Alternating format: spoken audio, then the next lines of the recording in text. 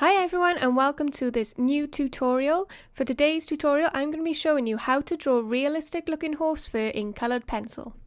So to start off, I always like to sketch out sections of the fur and sketch out which direction the fur is going in. So you can see I'm just making little light marks on the paper so I can see where the direction of the fur changes and which way is sort of curving around the face. And then I like to start out again by working in just little sections. I don't like to do the whole fur in one go. I find it too intimidating, and I sort of like to figure out which method works so I know it's going to work throughout the whole portrait. So as always, I start off with my lightest layers first. And I've gone with a beige red colour for my base layers as there's a lot of sort of pink tones underneath the fur.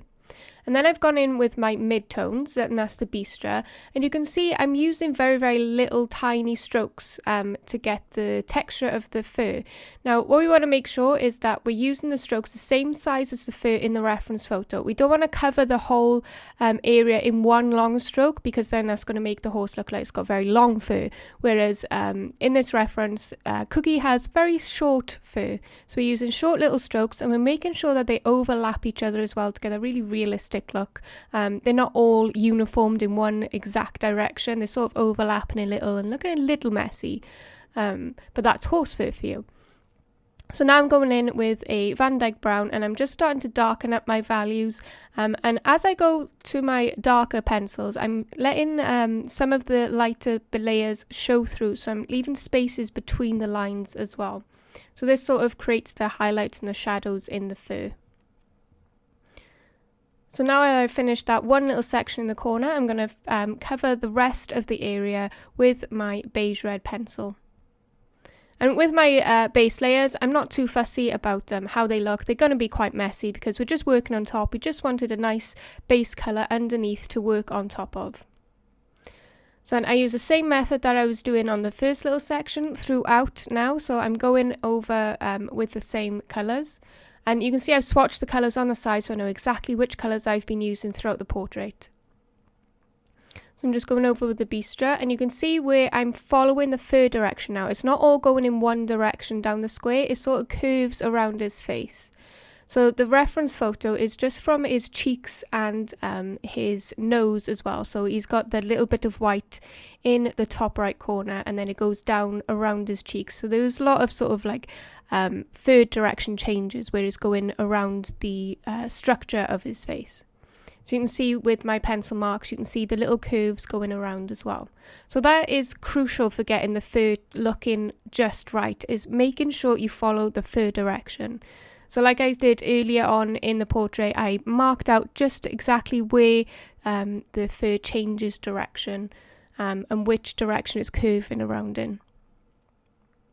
So now I'm using a coal grey to really go in there and get some of the shadows in between the fur. That's how I much prefer drawing my fur, is creating the shadows in between. So I leave lots of spaces in between my lines, whereas before we were keeping the strokes very close together. When I'm doing shadows, I like to keep them further apart so you can see some of the fur, the lighter tones coming through then. So that's what creates all the shadows and gives a lot of depth to the fur as well. And then once I've done that, you can see I'm using my beige red pencil to now blend all those layers together. I always like to use a lighter colour, and that's what gives me the soft fur, is if I sort of use a lighter colour on top to smush all the pencil together, make it look nice and soft, and then I go back in with my darker tones again and work on top of it. That's why it's really good to have a good quality paper that takes a lot of layers, because I use a lot of layers creating fur.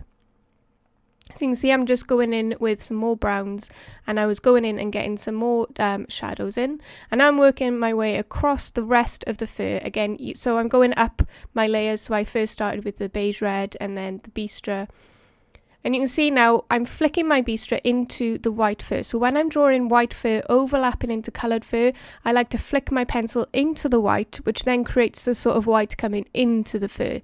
So I'm using sort of negative space to do that.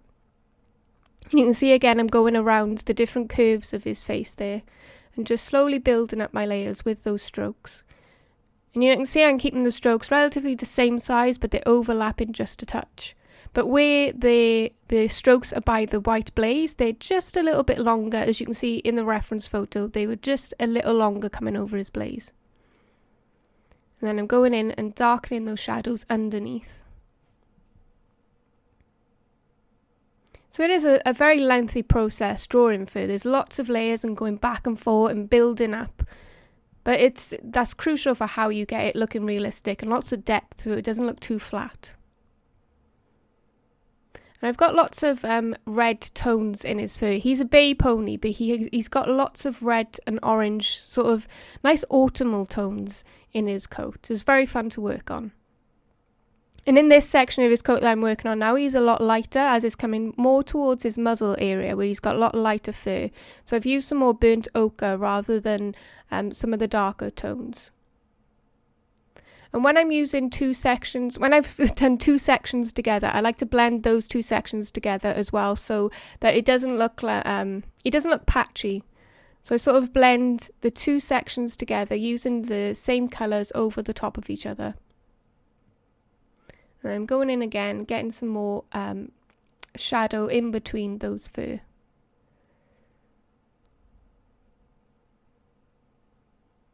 You can see throughout, keep on following those curves as well. Like I say, when I get into my really deep shadows, I use my pencil strokes much further apart then. And you sort of start to work on clumps of fur rather than individual fur strokes. So you can see in the bottom left, you can see it's more like clumps of fur rather than just individual strokes. And then again, using my beige red to go over and smush all those layers together, blend them nice and softly, and then go back in with the details on top.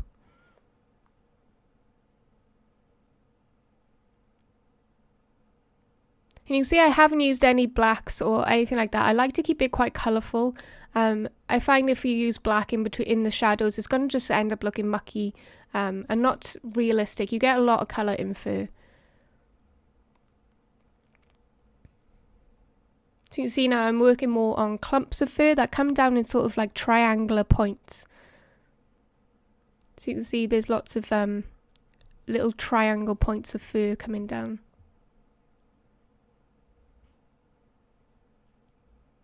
I'm just using the Coal Grey 6 for the shadows under this fur.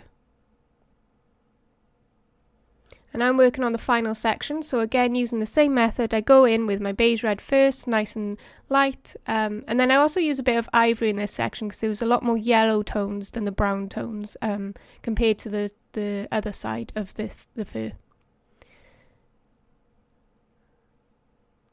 I'm using the burnt ochre to get some nice bright orangey tones now. So when I'm working in the early sections of the fur, the early layers, you can see I'm keeping my pencil strokes really close together to get that fur texture. And then as I come up into my darker layers, that's when I sort of spread out the strokes.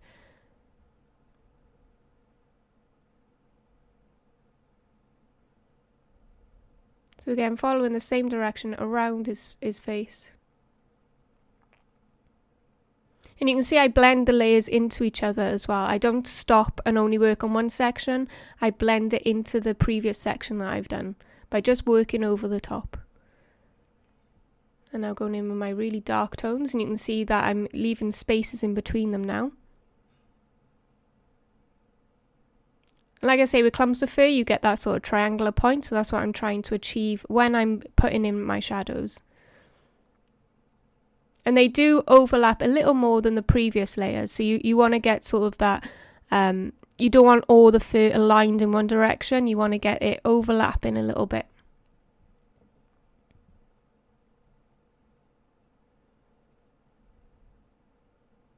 Only slightly though, just a slight overlap.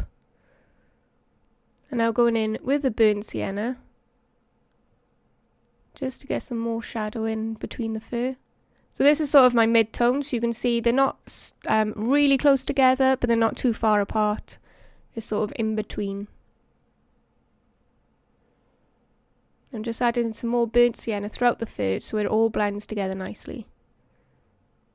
You don't want to get them too patchy. You want to get that sort of gradual change of colour in the fur. You don't want patches of different colours. Unless, of course, you're working on like a skewbald coloured horse where he does have black and white patches.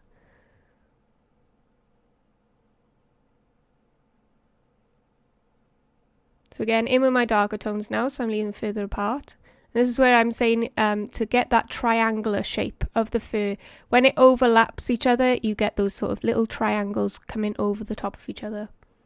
Or little points of fur, I should say. So I'm really going in and deepening those shadows now. So the more shadow we put in, the more depth we've got of the fur.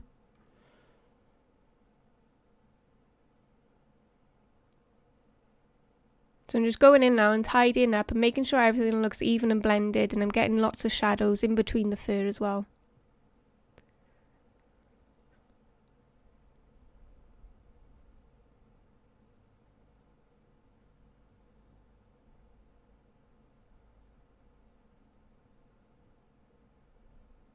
And then again, going in with my beige red and just blending them all together. So I use a medium to hard pressure to really get all that pencil blended into the page, smoothing out the page so you don't see any tuft of the paper coming through.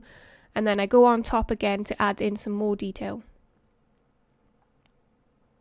So I always get asked, how do I make my fur look really soft? And that is how I do it. I blend on top of the lighter colour.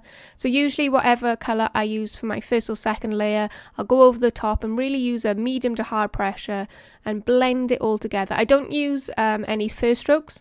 I just use one smooth layer to just blend it all together, and then I go over the top of my detail again. And now is the best part, is my most fun part of drawing fur, and that is using my slice tool. So this is the craft knife, and all I do is I go over the top, and it doesn't scratch the paper. A lot of people think it scratches the paper. What it does is just take off the first few layers of pigment, the layers on top. So it takes them off, so it shows the bottom layers then. So I did use a precision tool there, but I much prefer using my craft knife as it's got a softer curved blade. Rather than one sharp blade, and I much prefer the softer feel of that.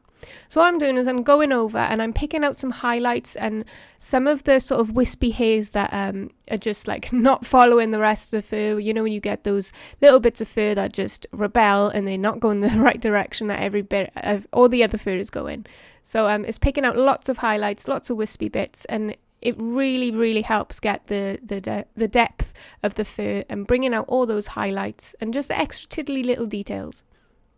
And then once I've used that slice tool, I do like to use another colour on top. So I've used the beige red just to smooth those highlights back into the page, because sometimes I find the slice tool can make them look quite scratchy. So then I smooth it out with a lighter colour on top. And then obviously once I've used the slice tool, I go back in and I like to put more shadows in and just sort of enhance those highlights as well. And then I can use the slice tool quite a lot over the top. I'll put some highlights in, and then I'll go over with the pencil and then put the shadows in, then I'll put some more highlights in. I'll just keep going until I've got the desired look that I'm going for. So now we work on to the white part of the fur. A lot of people ask how I overlap the white into more coloured fur, and it's as simple as this. You just leave out the white by flicking your pencil inwards, and then I like using a light grey and a cold grey and a warm grey to get the base colour, and then I use a slice tool to get just a few more highlights or white fur coming into the coloured fur. And then I like using a darker grey just to go in between, like I'm doing here. So just go in between the white fur to add a little bit of shadow, and then again with the slice tool. So it's a really simple method of doing it, and it's really effective as well. So I'm just going in and really getting those deep shadows in and working in between the fur to get all those little details, and just tidying everything up, make sure everything's nice and blended and nice and smooth. And there we have it. That is how to draw realistic looking horse fur in coloured pencil. I hope you all enjoyed this tutorial. Let me know what you think in the comments below. If you are new to my channel, please subscribe. It would mean a lot to me. There will be lots more tutorials coming soon, and there are a lot more previous ones as well on my channel. If you would like to see the full in-depth tutorial of this piece, where it is filmed in real time with me talking through exactly everything I am doing at the same time, then you can go to patreon.com/artbyrhia and join my Welsh Ponies tier or above, where this tutorial will be available for you. And there are several other tutorials, lots of different tiers you can join, whether you just want some simple hints and tips, or you want to draw some full subjects with me, or if you want any business advice or critique, there's lots available over there. And with your subscription, you are really helping me along my way on my art journey as well, and I really appreciate it. So that's it for today's video. I hope you all enjoyed, and I will see you in the next one. Bye everyone.